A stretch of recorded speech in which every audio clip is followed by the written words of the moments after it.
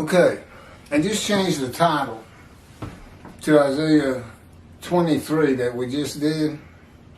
This is chapter 24. It's God's servant, righteous servant Moshiach versus Israel in Isaiah 53. And the parentheses did read guilt offering, close parentheses. I've changed that to Tobiah's guilt offering, in parentheses. He's the only one that that says it's a guilt offering. Jews for Judaism, chapter 24, total different commentary on 53. It's based on world exaltation of the Jewish people, which has never occurred. So today, 53 can't be Israel. And I will tell you, and I have told you, it never will occur. You're not going to get 2 billion Christians to disavow Jesus. You're not going to get 2 billion Muslims to disavow Allah as they know Him. And they're not going to take off from their mosque the last messenger and prophet of God, even though it's not true. I am the last messenger and prophet of God, God's righteous servant of Isaiah 53, Moshiach. Why these two didn't just keep with what the Talmud did? Even the Rambam, they said it's a personal Messiah this Isaiah 53 describes. He is the man of Isaiah 11. And they just knew you gotta have a description. And the only description out there is 53, which really has nothing to do with King David. So they didn't assume Moshiach was going to be just like King David or anything. He's going to be this person that the Christians call suffering servant. Well, that's not what he is. He's the right... What's going on? I don't know, my picture keeps flickering. Oh, you think it's a automatic focus thing? Well, it didn't blur, it just flickered. Anyway, sorry about that. Well, let's just get into it. Again, this is the book. I'm reading from the book God dictated to me after He taught me the materials. Isaiah 53 in the day of the Lord. Just as He dictated the Torah to Moses. And just like Moses, who could have no idea about Genesis and Leviticus and Numbers and Deuteronomy, Exodus. Well, I guess depending on when he wrote it, he could have known Exodus. But I couldn't know the information in this book. No rabbi today knows these things. That's what the book's about. Look at the things y'all missed. Look at where you dropped the ball. And here's the things you simply don't know. How?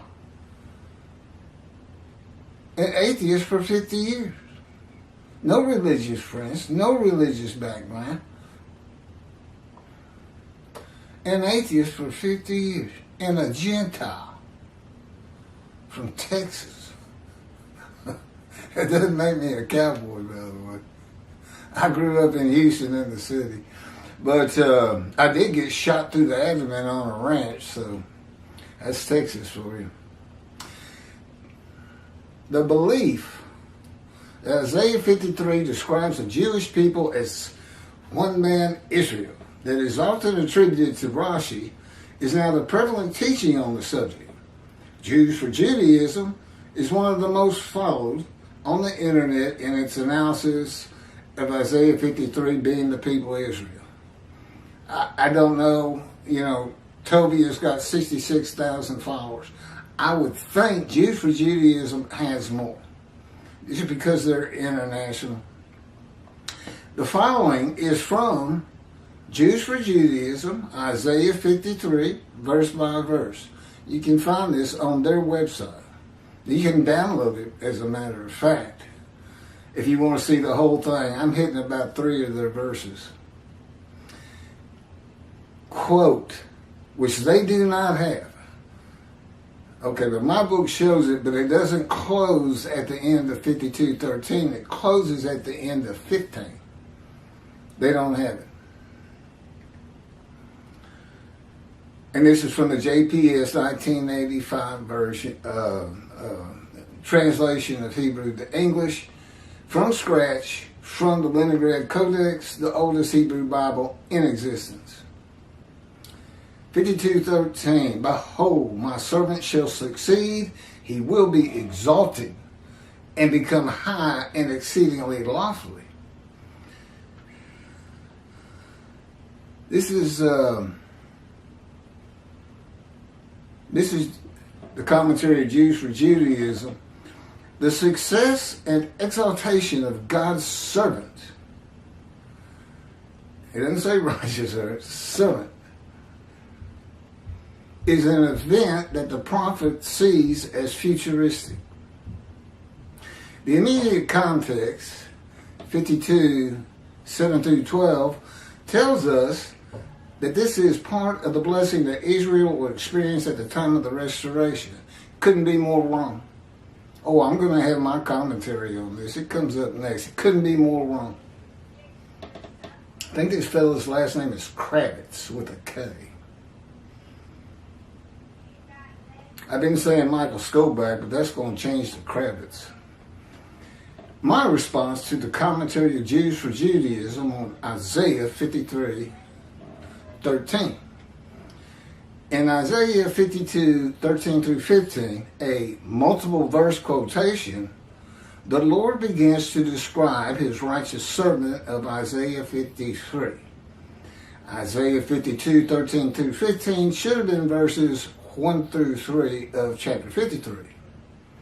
My servant to be exalted and become high and exceedingly lofty, because of these quotes and because of the words themselves, is now the Gentile man that God comes with from Edom, a Christian country, and of the Jewish people, none are with him. It is not the exiles. It is the Gentile that becomes my righteous servant in Isaiah 53:11 after passing the test of devotion, in Isaiah 53:10 when he makes himself an offering for guilt in a covenant with God. The immediate context of Isaiah 52:7-12, okay, before you get to the quotes, 13-15, is poetry and an announcement of prophecy fulfilled in the return to Judah of all 13 tribes who had all been deported and exiled to Assyria and Babylon at one time or another. That's what 52 is about, until you get to 53, which is verses 13-15. The exalted has nothing to do with the servant, the Jewish people. My servant, exalted, was the Assyrian Babylon exiles, and the victory in sight of all the nations was the second temple. It was not a futuristic prophecy. The return included God's forgiveness of all the sins and inequities of the Assyrian Babylon exiles. Jeremiah's time to come of the new covenant with sin forgiveness in the day of the Lord is for the Roman dispersal, the diaspora, and is futuristic.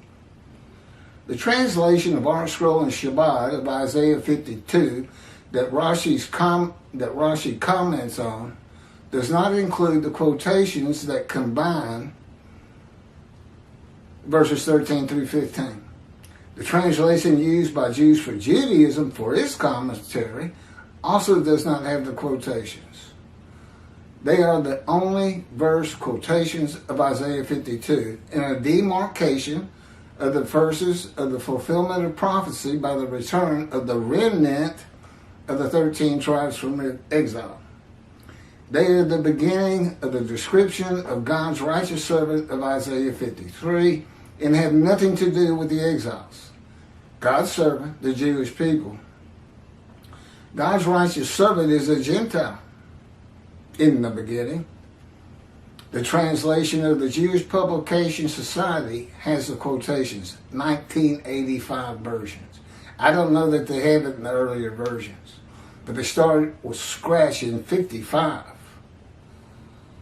for the 85 version. 30 years with starting from scratch. Codex, the oldest Hebrew Bible, the Leningrad Codex, from scratch. If it doesn't have the quotes, it's not from scratch. It was either went from Hebrew to Greek to English, and they actually had rabbis who tried to clarify the Hebrew in a lot of Bibles. But this is from scratch. This is 1985. God says there's no better translation that you can find.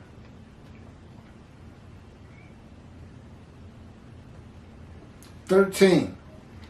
Behold, my servant shall prosper. He shall be exalted and lifted up, and he shall be very high." That's me. That's not all of the Jewish people gathered as one man, Israel. It's the beginning of 53, God's righteous servant. He never calls the Jewish people his righteous servant. He does call them his servant, and they are. But 53 is very specific about it and stands out on its own. It describes a different person. And in this case, a Gentile. Again, God's coming from Adam, chapter 63, and other Jewish people, none are with him. But he's coming with his representation, as we see, in other chapters. It's Moshe. God's righteous servant, Moshe. 14. Just as the many were appalled at him, so marred was his appearance, unlike that of man, his form beyond human semblance. 15. Just so he shall startle many nations, kings shall be silenced because of him, for they shall see what has not been told them. Nobody has any idea that this is what it's going to be like when Moshe came. Neither did Moshe. That's me. And the righteous servant. Kings shall be silenced because of him, for they shall see what has not been told them, should behold what they never have heard. My servant of 13, it's not the Jewish people, it's not Israel, is now the Gentile and not the exiles, who becomes my righteous servant in Isaiah 53:11 after passing the test of devotion in Isaiah 53:10. Will he offer himself for guilt, that he might receive long life? It's kind of like the binding of Isaac. When he makes himself an offering for guilt in a covenant with God. Isaiah 53 then begins with a new multiple verse quotation. This is after 15, 13, 14, and 15. It's verses 1 through 6 are combined. The people who say, who can believe what we have heard? Okay, behold what you can see, hear. It's that kind of wording. They are combined. It's the same people who say he was wounded for our sins, our guilt was laid upon him. And all those other words that start, it's basically 4, 5, and 6. Those are the many to be made righteous. That's their problem. They're not righteous. They don't follow God's laws, rules, and commandments. And what's the story about? A man, a lowly man, rising high. Rising high. I'll get to it. And making the many righteous with his knowledge in long life. That's them. That's the many. That's what the story's about. You start out with those who need somebody to teach them and draw them back to Judaism. And the rest of the story is about just that. Let's describe him It's a man of sorrows, familiar with disease, crushed with disease, exposed to death but given long life, many other things. We'll get to them.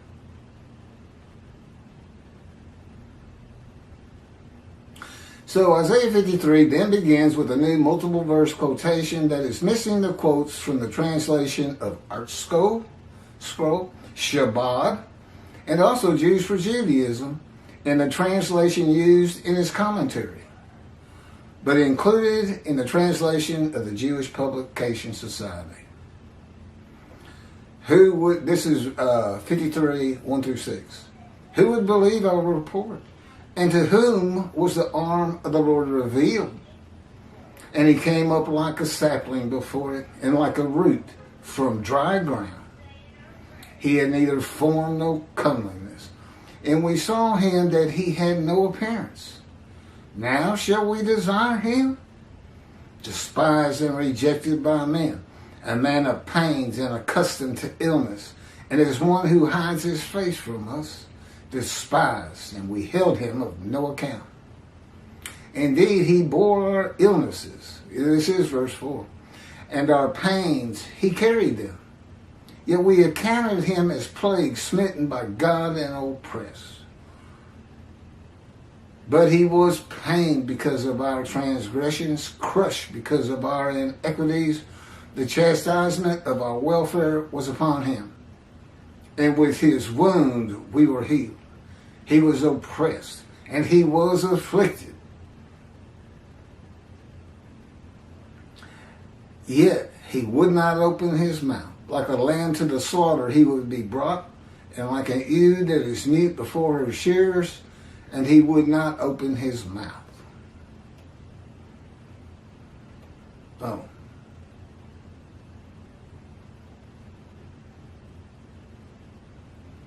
That wasn't the JPS version of 1 through 6, but it's close enough.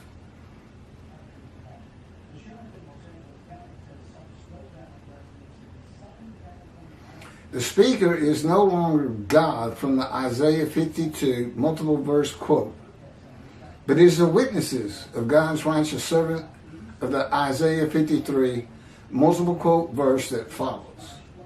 The witnesses, who are Jews, identify themselves as one of the many made righteous by God's righteous servant, saying, it was our sickness that he was bearing, our suffering he endured.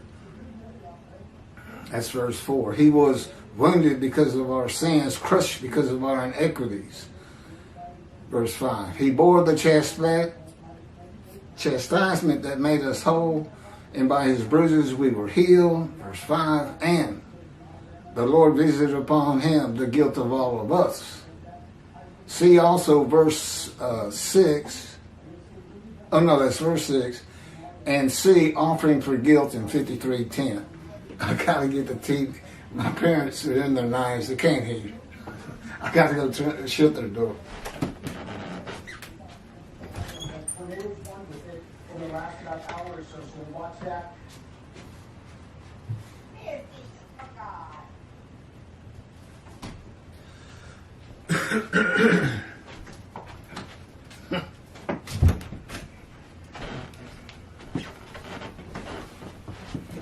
The quotes, beginning at verse 1 and ending before verse 7, at the end of 6, identify the speaker of verses 1 and 2 as also being witnesses, made righteous by the righteous servant from the suffering he endured.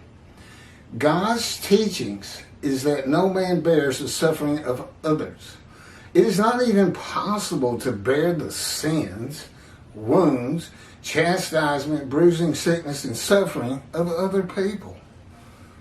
I don't even know what that would mean. No one or others can be healed or atoned for because another man or men suffer, or are beaten, or murdered, or sacrificed. So what are these verses by the witnesses about? The sickness of the witnesses is not being righteous. God's righteous servant suffers by the chastisement, punishment, bruising, crushing, and maltreatment laid on him by the words and power of God to make him suitable for his purpose that might prosper. a purpose that includes the righteous servant making the many righteous by his knowledge with long life and the building of the third temple. The righteous servant bearing up to this fire of refinement. And God left it out of 53 on purpose. You can find it in Ezekiel. That's the backup for all this. This book, he wanted, it's my second proof, my third proof, that I can explain it. Nobody has ever seen this before.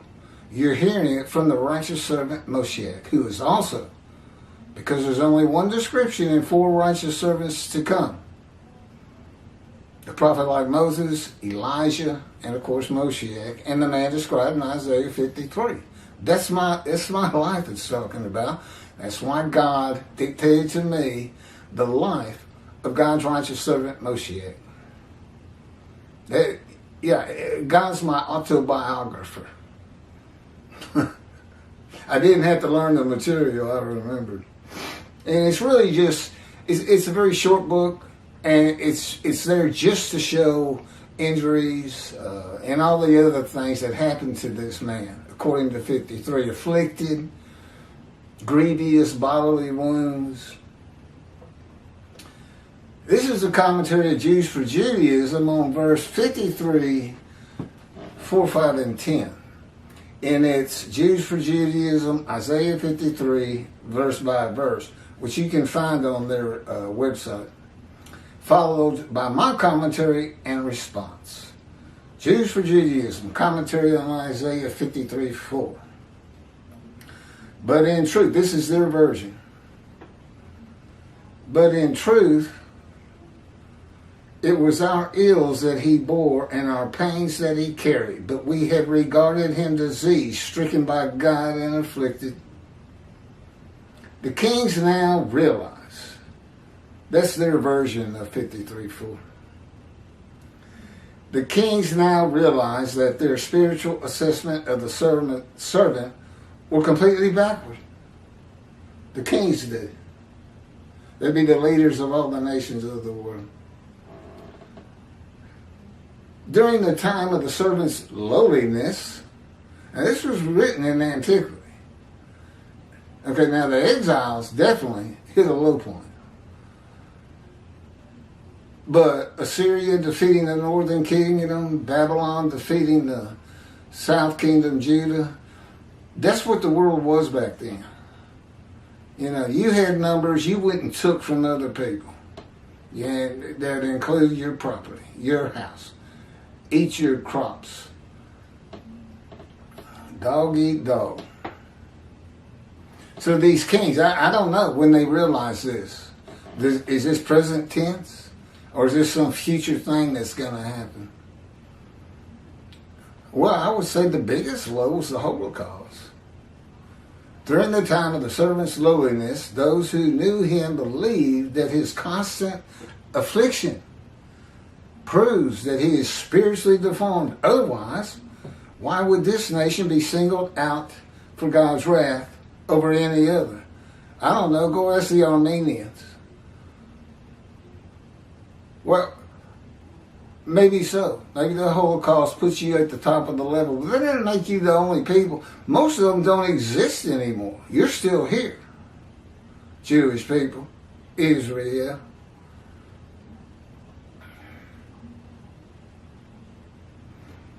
But now, with the servant's exaltation, when? It's an event that cannot occur. No, 2 billion Christians aren't going to disavow Jesus and say the Jewish people have been right all along. It's the God of Israel. 2 billion Muslims aren't going to do that either. The world is not going to exalt the Jewish people, and God makes that clear in the covenant of friendships. He simply says you'll be safe on your soul, and you will no longer be the taunts of nations when I place my temple amongst you. Not be the taunts of nations. Does that sound like kings bowing down of the nations of the earth and exalting the Jewish people? Everything in this commentary is based on that happening. or has happened. Well, they don't do that. On something that's never going to happen. The entire covenant, you got to throw it out. 53 is not Israel, period. And you know, if you read the previous chapter, 23, you know all the different reasons it simply cannot apply to them as one man Israel, the Jewish people. But now, with the servant's exaltation, as though it's happened. Look at this. That's fraudulent. They realized that the servant was not more wicked than them, but more righteous. Now, this guy can tell the future. He's going to see that. They realized. The kings of the nations realized. The leaders in China, North Korea, South Korea, they're going to realize this as they exalt the Jew. World exaltation, they call it.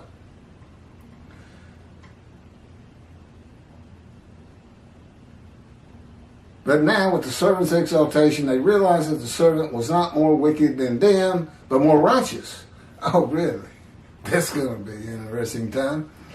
Their assessment of the servant is reversed because they come to a true understanding of God's plan throughout history. Does that sound like the Christians to you? How about the Muslims? How about Islam? A true understanding of God's will throughout history. Yeah, I don't think so. With the restoration of Israel and God's glory coming to dwell in the Jerusalem temple, the nations of the world will experience true sanctity and a real connection to God. God says, covenant of friendship, the nations will know God sanctifies Israel. That's what he says. But let's don't teach God's words by any stretch of the imagination. And of course, this is why all rabbis have been dismissed before God. And that's in the Hebrew Bible. That's God's words. I wouldn't teach anything else. They will realize, I guess we're still talking about the king or the nations, they will realize that many of their activities were actively preventing God's presence from being manifested in this world, even though they had considered many of these activities to be righteous and godly. How about not building the third temple? Who's keeping him away? Well, that's his purpose. Malachi 3, I'm going to return to my temple. Well, why hadn't you built it? And if you're the righteous servant of God, Jewish people, where is it? Why aren't you making people righteous with the new covenant of sin forgiveness? Because I wonder why they didn't just stay with the Talmud. Isaiah 50:11 describes the anointed one, Moshiach, and that's just because the Spirit entered him. That's why he's anointed. It's like the oil you give in a physical human anointment. And described in 53. Moshiach's the man described in 53. That's what Rambam said, and many, many, many other rabbis and sages. Why change it now? Now, I know they'll say Rashi did that, but there's a problem with that. He mentions the personal Messiah in Zechariah. His preamble. That does work. And blurred out, my mood has to refocus.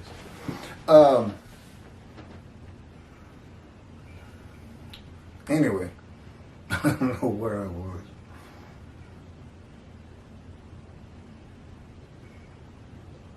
In order for God's presence to be revealed in this world, there needs to be obedience and humility towards God.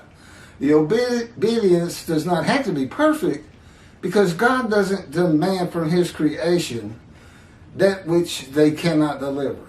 But it needs to be accepting of God's sovereignty to the degree that humans are capable. He's saying we got to stop sinning to the extent we can.